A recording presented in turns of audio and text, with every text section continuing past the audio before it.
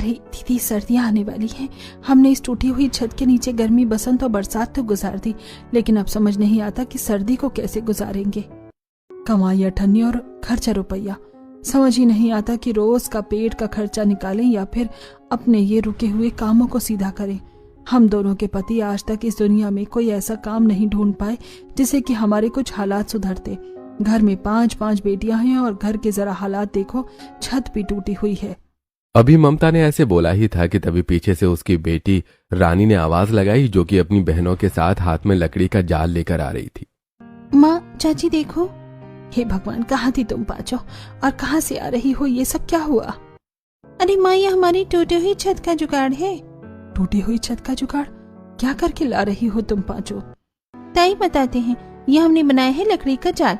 अब सर्दी आने वाली है ना, तो कल रात हमारी इस टूटी हुई छत के अंदर से काफी हवा आ रही थी, तो हमने इसको ढकने को लकड़ियों से एक जाल बनाया है, जिससे कि हमारी टूटी हुई छत ढक जाए और ठंडी हवा हमारे तक ना पहुंचे। अच्छा, तो ये छत को सही करने को है, लेकिन हवा तो जाल के अंदर से भी पार होगी ना बच्चियों, ये हमारी रक्षा कैसे करेगी? ओहो माँ, आपको तो पता है कि जब आपके घर की लड़कियां कोई जुगाड़ करती हैं तो वो आधा अधूरा नहीं रहता। हमने ये भी सोच लिया था, इसलिए हम सब करके लाए हैं ये। हाँ चाची, जब हम जंगल में लकड़ी ढूंढ रही थी ना, तब हमें एक बड़ा सा तिरपाल मिला। हम इसके ऊपर वो डालेंगे, जिससे हमारी सर्दी और घर में आने वाली ठंड रुक जाएगी।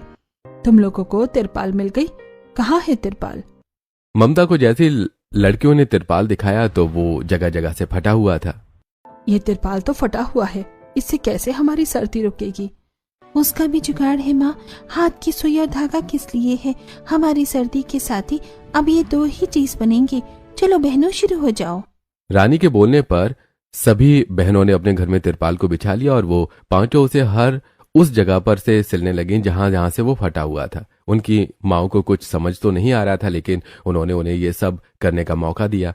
हेमा और ममता दोनों देवरानी जेठानी थी, जो कि गरीबी में अपने पतियों और बेटियों के साथ वक्त गुजार रही थी।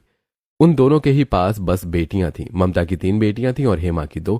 वो सभी मिलजुल कर एक साथ ही रहते थे और पांचों लड़कियों में बहुत ज्यादा प्यार था। बचपन से गरीबी देखने की वजह से पांचों लड़कियां काफी ज्यादा समझदार और जुगाड़ू भी थी और अपने सभी काम वो जुगाड़ से ही कर लिया करती थी।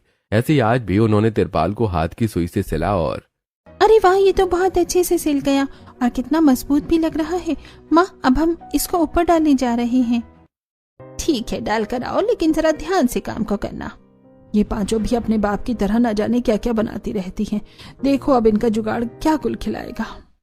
पांचों बहनों की माओं को अपनी बेटियों के काम से ज्यादा उम्मीद नहीं थी, लेकिन उन पांचों ने दिमाग लगाकर